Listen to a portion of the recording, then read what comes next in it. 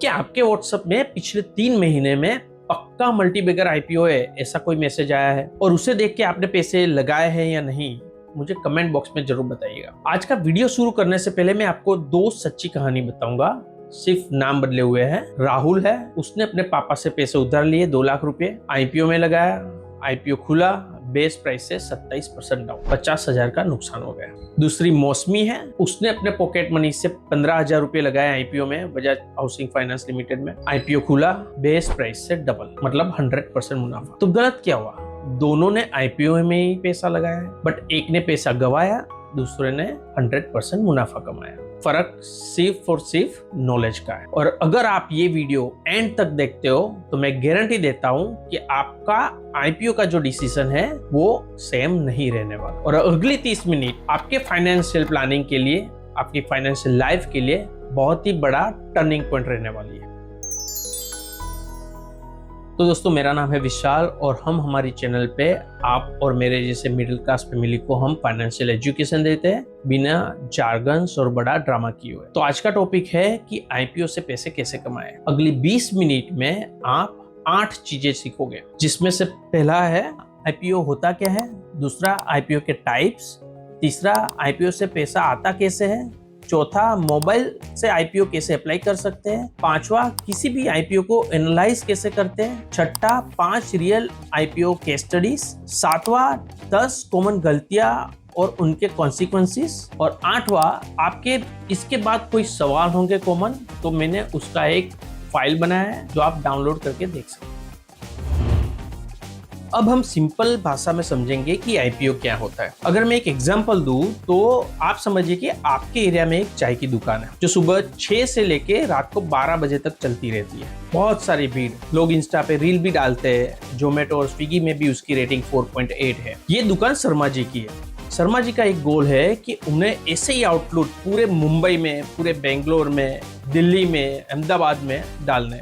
उन्होंने कैलकुलेट किया कि इसके लिए उन्हें तकरीबन 5 करोड़ रुपए लगेंगे, बट उनके पास तो सिर्फ 50 लाख। तो अभी उनके पास ऑप्शन क्या है ये ड्रीम पूरा करने के लिए? अब शर्मा अंकल के पास 4 ऑप्शन है। पहला ऑप्शन बैंक लोन। उनके पास 50 लाख है तो 4.5 करोड़ का उन्हें लोन लेना पड़ेगा, जहाँ पे उन्हें इंटरेस्ट भी देना पड़ेगा और ईएमआई का बोझ भी बढ़ेगा। दूसरा ऑप्शन है कि अपने अमीर रिश्तेदार जो होते हैं उनके पास से पैसे ले, बट यहाँ पे उनको जो भी बिजनेस है उनमें पार्टनर बनाना पड़ेगा और यहाँ पे उनका दखल भी बढ़ेगा। ऑप्शन 3 है वेंचर कैपिटल या private investor. 1 round, 2 round, 3 round, वहाँ पे वो राउंड होते हैं इन्वेस्टमेंट लेने के लिए, और यहाँ पे उनका कंपनी पर से पूरा कंट्रोल चला जाएगा। चौथा ऑप्शन है कि पूरे पब्लिक से पैसे लेना थोड़ा थोड़ा और बदले में अपनी कंपनी का थोड़ा थोड़ा हिस्सा देना शेयर के रूप में। ये ऑप्शन 4 ही को आईपीओ बोलते हैं। आईपीओ का फुल फॉर्म है इनिशियल पब्लिक ऑफरिंग। अपनी कंपनी के जो शेयर है पहली बार पब्लिक को ऑफर करना। अब शर्मा अंकल मान लो कि अपनी कंपनी के 1 करोड़ शेयर निकालते हैं, 100 रुपया प्रति शेयर, मतलब 100 करोड़ रुपया पब्लिक को ऑफर किया। पब्लिक ने आईपीओ में पैसे लगाए और शर्मा जी के पास 100 करोड़ आ गए। और जिन जिन लोगों को आईपीओ लगा उनके पास अब शर्मा जी की कंपनी के मालिकाना हक है एज ए शेयर होल्डर। अब अगर कंपनी प्रॉफिट बनाती है तो 2 चीजें होगी। पहला, शेयर की वैल्यू बढ़ेगी, तो 100 रुपये वाला शेयर 200, 500 या 1000 तक जाएगा। दूसरा, डिविडेंड देगी, तो कंपनी अपनी प्रॉफिट का हिस्सा शेयर होल्डर को डिविडेंड के रूप में देती है। बड़ी कंपनीज जैसे रिलायंस, टाटा, एचडीएफसी, जोमेटो, नायका, एलआईसी, ये सारी कंपनियां पहले प्राइवेट कंपनियां थी। उन्होंने अपना आईपीओ निकाला और जिन लोगों ने इस आईपीओ में पैसे लगाए वो आज शायद लखपति या करोड़पति बन चुके हैं। मतलब आईपीओ एक चांस है कि फ्यूचर की सक्सेसफुल कंपनी में अर्ली एंट्री लेने का। अब बहुत लोगों को लगता है कि आईपीओ एक ही टाइप के होते हैं। इंडिया में 3 तरीके के पब्लिक ऑफरिंग्स होते हैं, सबको समझना जरूरी है। टाइप 1 मेन बोर्ड आईपीओ, ये बड़े कंपनीज की आईपीओ होते हैं। ऐसी कंपनियां जिनके पास 15 से 20 करोड़ का post issue paid up Capitals होता है, जिनकी लिस्टिंग बीएसई और एनएसई के पोर्टल पे होती है। मिनिमम इन्वेस्टमेंट इसमें लगता है 14 से 15,000 रुपया पर लॉट। और ये किसके लिए है? हर रिटेल इन्वेस्टर के लिए। 95% व्यूअर्स को इसमें पैसे लगाने चाहिए। Type 2 SME IPO. एसएमई का मतलब है स्मॉल मीडियम एंटरप्राइज। ये आईपीओ छोटी कंपनीज की आईपीओ होती है जिसकी साइज कम होती है। ये बीएसई के एसएमई और NSE के इमर्जिंग प्लेटफॉर्म पे लिस्ट होती है। मिनिमम इन्वेस्टमेंट इसमें 1 से 1.5 लाख रुपए का लगता है। इस IPO में बहुत ज्यादा रिस्क है क्योंकि कंपनीज नहीं होती है, उनके फाइनेंशियल ट्रैक रिकॉर्ड नहीं अवेलेबल होते हैं। समटाइम्स 500% का रिटर्न बनता है और समटाइम्स 90% डूब जाते हैं। इस IPO में सिर्फ एक्सपर्ट्स को पैसे लगाने चाहिए, बिगिनर्स इसे अवॉइड करें। Type 3 FPO, follow on public offer. ये तब होता है जब पहले से लिस्टेड कंपनी दोबारा पब्लिक से पैसे उठाती है, मतलब कंपनी पहले IPO ला चुकी है और अब एक्सपेंशन के लिए उसे फिर से पैसे चाहिए। फॉर एग्जांपल यस बैंक का FPO, वोडाफोन आइडिया का FPO। किसे लगाना चाहिए?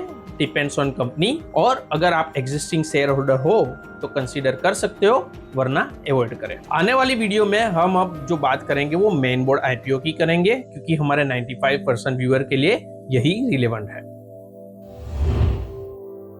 IPO में पैसे कमाने के 3 प्रमुख तरीके हैं और हर तरीके का एक अपना time frame, risk and rewards है। तरीका number 1, listing gain, short term profit. ये सबसे पॉपुलर और सबसे रिस्की तरीका है। होता क्या है कि आप IPO में पैसा लगाते हो, कंपनी आपको अलॉटमेंट देती है, 5 से 7 दिन में कंपनी स्टॉक एक्सचेंज पे लिस्ट होती है और ट्रेडिंग शुरू हो जाती है। अगर कंपनी के शेयर की डिमांड ज्यादा है तो 100 रुपए का शेयर 150 रुपए में भी खुल सकता है, मतलब 50% का प्रॉफिट सेम डे, पहले ही दिन। रियल एग्जांपल दूं तो बजाज हाउसिंग फाइनेंस का IPO जो सितंबर 2024 में खुला था, इश्यू प्राइस थी 70 रुपीज और लिस्टिंग प्राइस हुई 150 रुपया, मतलब पहले ही दिन 114% का प्रॉफिट। जो एक लॉट 14,980 रुपए का था वो 32,100 रुपए का हो गया। मगर ध्यान रखना, लिस्टिंग नीचे भी हो सकती है, जैसे कि ओला इलेक्ट्रिक का जो IPO आया था वो लिस्टिंग 30% नीचे खुला था। पेटीएम का IPO था वो 27% नीचे खुला था। टाइम फ्रेम है इस तरीके का 5 से 7 दिन। रिस्क बहुत हाई है, इसका जो रिवॉर्ड्स है वो इमीडिएट है। दूसरा तरीका, लॉन्ग टर्म वेल्थ क्रिएशन। यही है असली पैसा। ये पेशेंस लोगों का रास्ता है। ये लोग वही है जिन्होंने असली अमीरी बनाई है और इन लोगों ने यही किया है। IPO में पैसा लगाया, लिस्टिंग के दिन बेचा नहीं, 5, 10, 20 सालों तक पकड़ के रखा। मैं आपको एक एग्जांपल दूं तो इन्फोसिस का IPO जो 1993 में आया था, एक लॉट में 100 शेयर्स थे, 95 रुपीज पर शेयर, मतलब आपको जो इन्वेस्टमेंट करना था वो 9,500 रुपए का करना था। समझ लो कि अगर आपके दादाजी ने इसमें पैसे लगाए होते, IPO में पैसे लगाए होते, आज तक बेचा नहीं होता, तो आपके दादाजी के पास जो बोनसेस और जो स्प्लिट हो चुके हैं 6-8 बार, उनके पास तकरीबन 100 के जगह पे 1 लाख शेयर हो चुके होते। मतलब 100 शेयर अभी स्प्लिट और बोनस होके 1 लाख तक पहुंच चुके होते हैं और उसकी अभी की जो वैल्यू है वो तकरीबन, इमेजिन करो कितनी होगी, 10.5 करोड़। मतलब इन्वेस्टमेंट था 9,500 का, 20-25 साल तक पकड़ के रखा, 9,500 कन्वर्ट होके हुए है अभी 10.5 करोड़। और on top of it dividend 40 से 50 लाख का मिल चुका होगा। किया क्या? पैशंस, वेट किया, बेचा नहीं, पकड़ के रखा और 15 से 20 सालों में मल्टी। यही है असली रास्ता। इस तरीके का टाइम फ्रेम है 5 से 25 साल। रिस्क इसमें बहुत मीडियम है और जो रिवॉर्ड्स है वो मैसिव है अगर आपने सही कंपनी चुनी तो। तीसरा तरीका, dividend income, passive cash flow. कुछ कंपनीज हर साल अपने प्रॉफिट का कुछ हिस्सा शेयर होल्डर में बांट देती, इसी को कहते हैं डिविडेंड इनकम। जैसे कि ITC, Vedanta, coal India, HDFC bank, PSU banks, ये सारी कंपनियां बहुत सारा डिविडेंड देती है। मैं अगर आपको एग्जांपल दूं तो अगर आपके पास कोल इंडिया के 500 शेयर है तो आपका इन्वेस्टमेंट होगा तकरीबन 2 लाख रुपया। अगर कंपनी ने 22 रुपए प्रति शेयर से डिविडेंड दिया तो आपको मिलेंगे 11,000 रुपए, बिना कोई शेयर बेचे। आपको पैसे भी मिले और शेयर्स आपके पास रहते हैं। कई सारी कंपनियां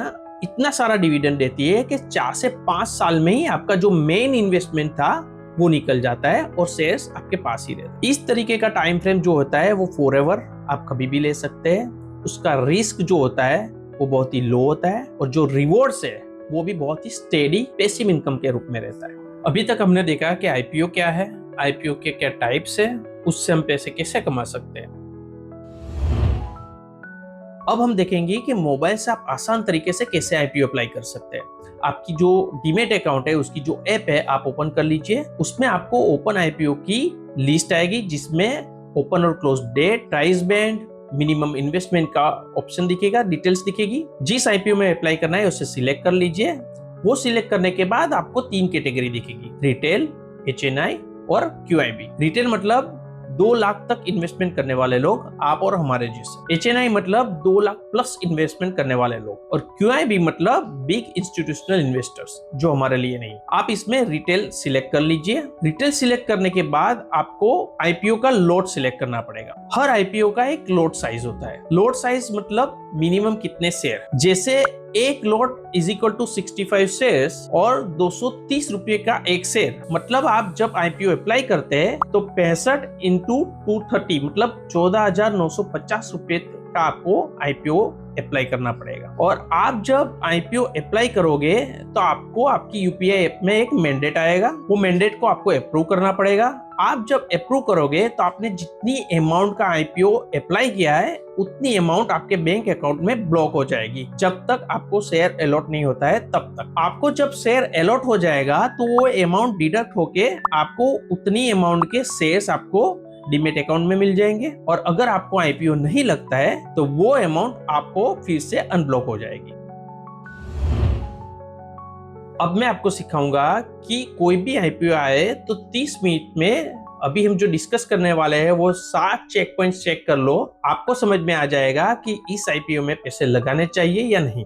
चेकलिस्ट नंबर 1, कंपनी का बिजनेस क्या है। वॉरेन बफेट कहते हैं कि उस कंपनी में इन्वेस्टमेंट नहीं करना चाहिए जिस कंपनी का बिजनेस समझ में ना आए। जोमेटो फूड सर्विस का बिजनेस, नाइका ब्यूटी प्रोडक्ट्स, कई सारे डीप टेक, AI, बायोटेक जैसी कंपनियां होती है जिसका बिजनेस समझने में देर लगती है, टाइम लगता है। उसके लिए आपको फाइनेंशियल एडवाइजर की सलाह लेनी चाहिए और ऐसी कंपनियों को ज्यादातर बिगिनर्स को अवॉइड करना चाहिए। पॉइंट नंबर 2, प्रॉफिट में या लॉस में। इसके लिए आपको कंपनी का DRHP डॉक्यूमेंट देखना चाहिए। DRHP मतलब ड्राफ्ट रेड हेरिंग प्रोस्पेक्ट। ये सेबी की वेबसाइट और कंपनी की वेबसाइट में पब्लिक होता है, कोई भी जाके इसे पढ़ सकता है। उसके अंदर जाके आपको फाइनेंशियल हाईलाइट का सेक्शन देखना चाहिए, जहां पे आपको कंपनी के पिछले 3 साल का पैटर्न देखना चाहिए कि प्रॉफिट में या लॉस। अगर कंपनी ने तीनों साल प्रॉफिट किया है तो ग्रीन सिग्नल, 3 में से 2 साल प्रॉफिट किया है तो कॉशन, अगर तीनों साल लॉस किया है तो red signal, unless and until company ने कोई बड़ा एक्सपेंशन किया हो। जोमेटो का IPO आया तब वो लॉस में था, पेटीएम का भी, और दोनों की लिस्टिंग बहुत ही खराब निकली थी। Point number 3,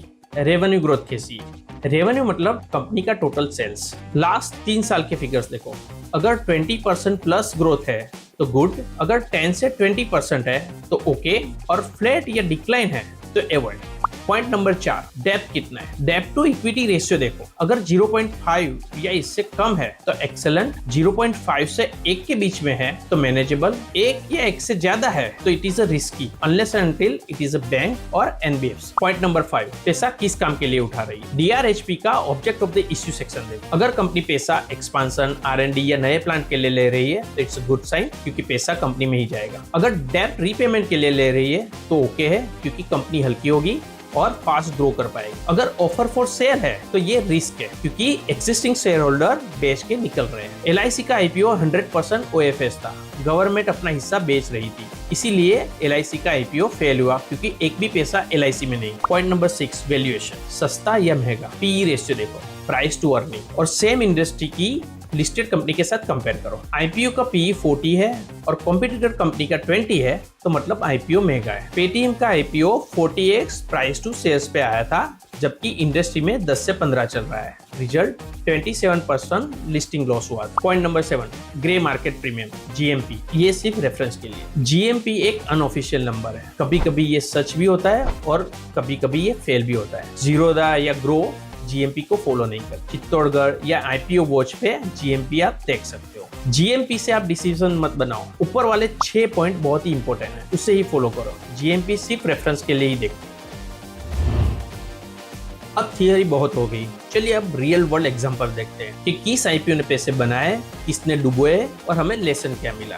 case study number 1, Zomato IPO जुलाई 2021। इश्यू प्राइस थी 76 रुपीज, लिस्टेड प्राइस हुई 126, मतलब लिस्टिंग के दिन ही 65% का गेन हुआ सबको, सब लोग खुश। इंडिया का पहला टेक यूनिकॉर्न IPO। फिर वही शेयर 6 महीने में 45 पे ट्रेड करने लगा, सब लोग रोने लगे कि लॉस मेकिंग कंपनी की लिस्टिंग पे पैसे मत लगाओ। और वही शेयर आज 2026 में 280 पे ट्रेड कर रहा है। तो लेसन क्या मिला हमें, जिन्होंने लिस्टिंग के दिन पे बेच दिया उसे 65% का प्रॉफिट, जिन्होंने 45 पे बेच दिया उन्हें 40% का नुकसान, बट जिन्होंने वेट किया उन्हें 3 से 4 गुना प्रॉफिट, मल्टीबैगर बन गया। तो पेशेंस एंड कन्विक्शन दोनों जरूरी है। केस स्टडी 2 LIC IPO मई 2022। इश्यू प्राइस थी 949, रिटेल डिस्काउंट के साथ 889, लिस्टिंग हुई 867, मतलब 8% नीचे। सबने बोला था गवर्नमेंट कंपनी, सबने पूरी बचत लगा दी। 1 साल के अंदर अंदर शेयर की प्राइस 500 के 600 के बीच में आ गई। अब धीरे धीरे वो वापस आ रहा है। लेसन क्या मिला? बड़ी ब्रांड या गवर्नमेंट बैकिंग कंपनी में भी रिटर्न पक्का नहीं है। 100% OFS में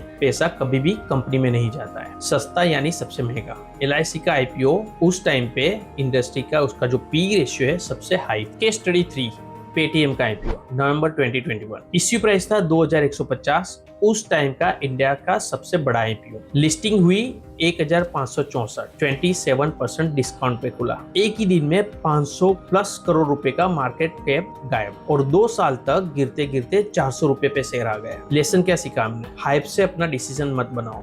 यूट्यूब, मीडिया, व्हाट्सएप सब लोग इसे मल्टीबैगर बोल रहे हैं। दूसरा, हाई वैल्यूएशन और loss making company is equal to disaster. तीसरा, फोमो से बचो। Case study 4 Tata Technologies November 2023। Issue price थी 500, लिस्टिंग हुई 1200 पे, मतलब 140% का प्रॉफिट। रीजन, टाटा जैसी ब्रांड 19 साल बाद TCS के बाद फर्स्ट IPO था। Legendary brand, engineering service, profit making, low debt. Lesson क्या सीखा? टाटा जैसी कंपनी बहुत ही रेयर IPO लाती है। ऐसी कंपनी को जरूर कंसीडर करना चाहिए। और हिस्ट्री बताती है कि TCS, Tata steel, Tata motor सबने वेल्थ बनाई है। अब मैं आपको बताऊंगा कि टॉप 10 गलतियां जो 90% इन्वेस्टर्स करते हैं, और आप अगर इस गलती से बच जाते हो तो आप टॉप 10 में आ जाओगे। गलती नंबर 1, व्हाट्सएप टिप्स से IPO अप्लाई करना। भाई पक्का मल्टीबैगर है, 200% IPO में पैसा बनेगा, ये सब फेक है।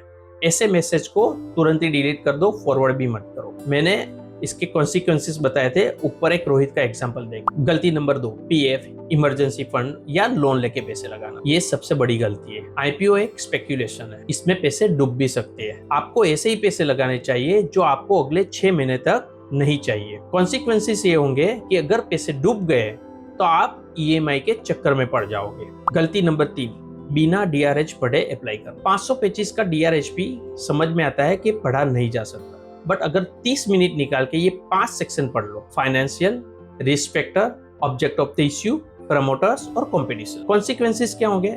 अगर आप जिस IPO में पैसा लगा रहे हो, अगर उन्होंने ही अपना पैसा लगाना जरूरी नहीं समझा तो आप क्यों अप्लाई करें? DRH भी उसी का जवाब देगा।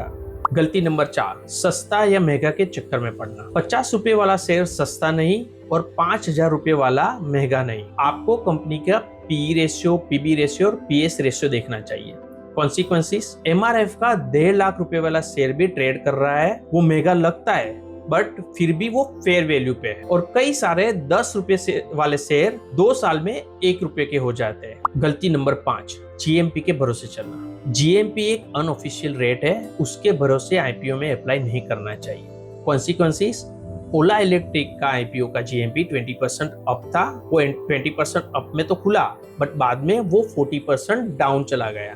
गलती नंबर 6, हर IPO में अप्लाई करना। कई सारे लोग पैसा नहीं मिलेगा तो चलेगा और सब IPO में अप्लाई कर देते हैं, ये गलत है। इससे आपको लॉस हो सकता है। आपको डिसिप्लिन रहना होगा और सिर्फ अच्छी कंपनियों में IPO अप्लाई करना चाहिए। इससे कंसिक्वेंसेस क्या होंगे कि कई सारे लोग SME IPO में अप्लाई करके 1 या 2 लाख रुपए ब्लॉक कर लेते हैं, और ज्यादातर SME में आपको IPO नहीं लगता है। इससे अच्छा है कि आप FD करके 8% का इंटरेस्ट कमाओ। गलती नंबर 7, लिस्टिंग डे पे इमोशनल डिसीजन। लिस्टिंग डे पे अगर अच्छी कंपनी का IPO 10% बढ़ जाता है तो आप लालच में आके उसे बेचने का सोच के प्रॉफिट बुक करने का सोचते हो, और 5% गिर जाता है कोई स्टॉक तो आप उसको एवरेज करने के लिए परचेस कर लेते हो। कॉन्सिक्वेंसेस क्या होंगे कि अगर अच्छा स्टॉक जो 10% बढ़ा है उसको आप लालच में बेच दोगे, जो फ्यूचर में बहुत 20%, 30%, 100% जो बेनिफिट मिलने वाला है, मल्टीबैगर बनने वाला है, वो आपको बेनिफिट नहीं मिलेगा। और बुरा स्टॉक जो 5% गिर गया है उसे बेचने की जगह आप उसको एवरेज करने में खराब स्टॉक भरते ही जाते हो तो आपका लॉस बढ़ता ही जाता है। गलती नंबर 8, SME IPO में बिगिनर्स का कूदना। बिगिनर्स को SME IPO कैसे काम करता है कुछ पता नहीं होता, कौन से अच्छे हैं कौन से बुरे हैं, उसमें रिस्क ज्यादा है, इन्वेस्टमेंट भी ज्यादा है। इससे अच्छा बिगिनर्स को मेन बोर्ड IPO पे ही फोकस करना चाहिए। गलती नंबर 9, टैक्स को इग्नोर करना। कई सारे लोगों को यही पता नहीं है कि आईपीओ में जो प्रॉफिट होता है उसके ऊपर भी टैक्स लगता है। लोग इसे इग्नोर कर देते हैं। गलती नंबर 10, सिर्फ आईपीओ पे निर्भर रहना। आईपीओ एक स्ट्रेटेजी है बट पूरी इन्वेस्टमेंट स्ट्रेटेजी नहीं है। आपको अपने पोर्टफोलियो का 10 से 15% ही आईपीओ का पोर्टफोलियो रखना चाहिए। बाकी का investment index fund, SIP, FD वगैरह में करना चाहिए। अगर आप 100% पैसा आईपीओ में लगाते हो तो आपका पोर्टफोलियो बहुत ही वोलेटाइल रहेगा और एक गलत आईपीओ लग गया तो पूरा इन्वेस्टमेंट, पूरा आपका पोर्टफोलियो डूब भी सकता है या डाउन भी हो सकता है। अब हमने आईपीओ के बारे में बहुत कुछ समझ लिया है, बट आपके कई सारे क्वेश्चंस भी होंगे। मैंने थोड़े बहुत क्वेश्चंस, प्री डिफाइंड क्वेश्चंस बना के उसके आंसर कमेंट्स में पिन कर लिए है, आप उसे चेक जरूर कर लीजिएगा। और इसके अलावा भी कोई क्वेश्चन हो तो मुझे कमेंट में डाल दीजिएगा, मैं आपको जरूर रिवर्ट करूंगा और रिप्लाई करूंगा। अगर मेरी ये वीडियो आपको इन्फॉर्मेटिव लगी हो तो उसे लाइक और शेयर जरूर कीजिएगा और मेरी चैनल को सब्सक्राइब जरूर से कर दीजिएगा, जिससे मेरी आने वाली वीडियोस आपको जल्दी पहुंच जाए।